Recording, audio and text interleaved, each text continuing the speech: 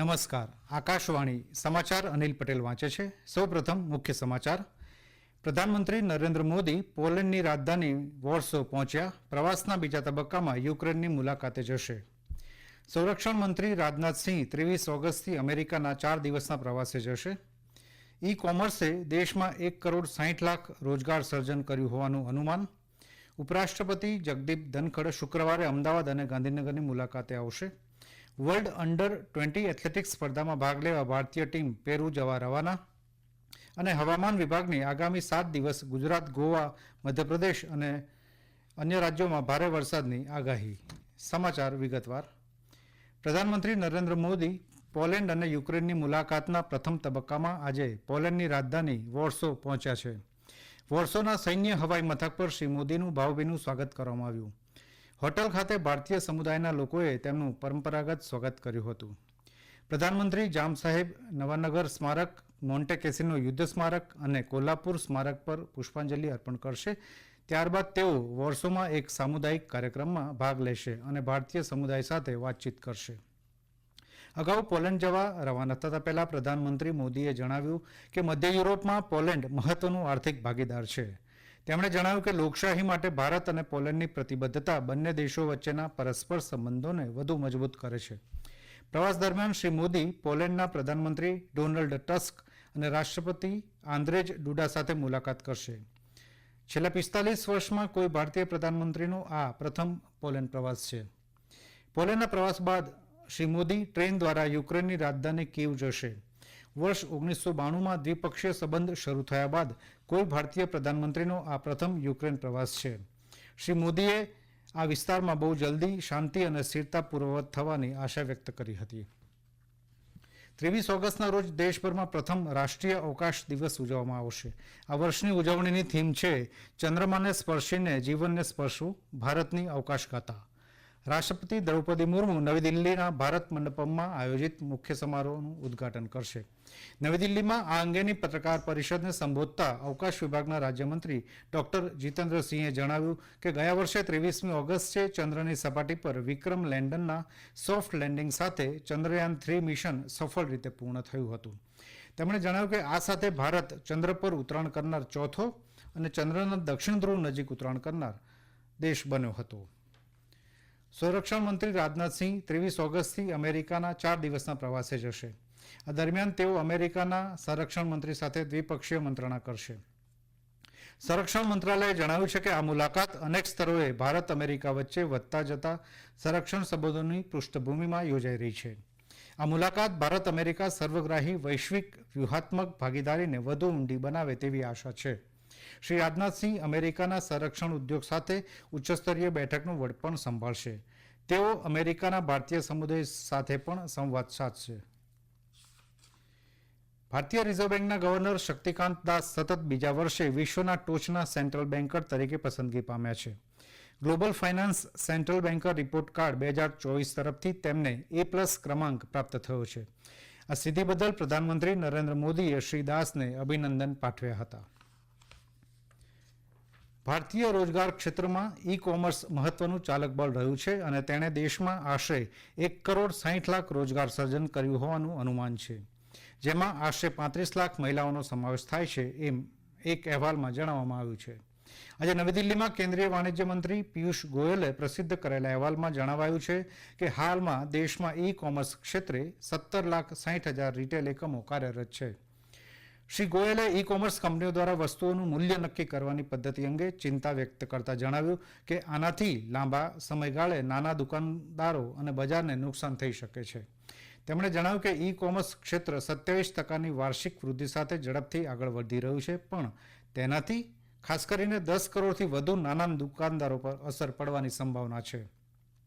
દરમિયાન નવી દિલ્હીમાં CII India Africa business conclave ખાતે આફ્રિકન રાષ્ટ્રોના વેપાર મંત્રીઓ સાથેના વિશેષ સત્રને સંબોધતા શ્રી ગોયલે જણાવ્યું કે ભારત અને આફ્રિકન રાષ્ટ્રો તેમના દેશના લોકો માટે જીવનની ગુણવત્તા વધુ સારી બનાવવા માટે પ્રયત્નશીલ છે અને વિસ્તૃત વેપાર માટે વધુ રોકાણ લાવશે. તેમણે જણાવ્યું કે આ પ્રયાસનો હેતુ ભારત અને આફ્રિકાના લોકોની સમૃદ્ધિ અને જીવનની સારી ગુણવત્તા વધારવાનો છે.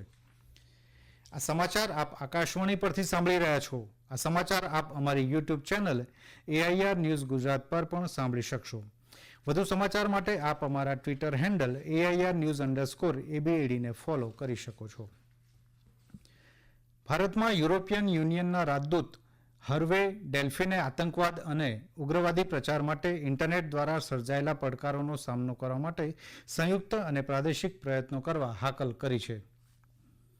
આજે નવી દિલ્હીમાં EU ઇન્ડિયા કોન્ફરન્સને સંબોધતા શ્રી ડેલ્ફિને ભારપૂર્વક જણાવ્યું કે ત્રાસવાદીઓ દ્વારા ઓનલાઈન કન્ટેન્ટથી સર્જાયેલા પડકારોને ડામવા યુરોપિયન સંઘ વર્ષોથી પ્રતિબદ્ધ છે અને તે અંગેનો નોંધપાત્ર અનુભવ ધરાવે છે.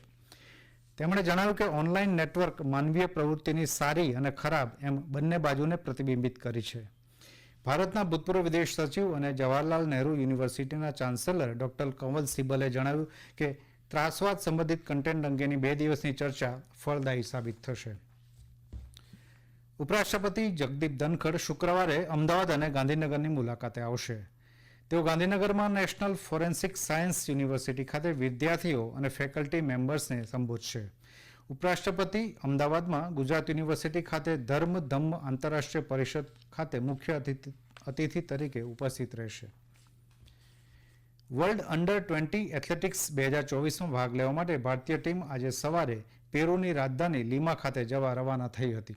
આ વર્ષે એપ્રિલ મહિનામાં દુબઈ ખાતે યોજાયેલી એશિયન અંડર-20 એથ્લેટિક્સ ચેમ્પિયનશિપમાં ભારતે 7 સુવર્ણ, 11 રજત અને 11 કાંસ્ય ચંદ્રક મેળવતા ભારતીય એથ્લેટિક્સ જોશમાં છે. થ્રોઈંગ ઇવેન્ટ્સ માટેનો કેમ્પ પટિયાલામાં નેશનલ ઇન્સ્ટિટ્યૂટ ઓફ સ્પોર્ટ્સ ખાતે યોજાયો હતો.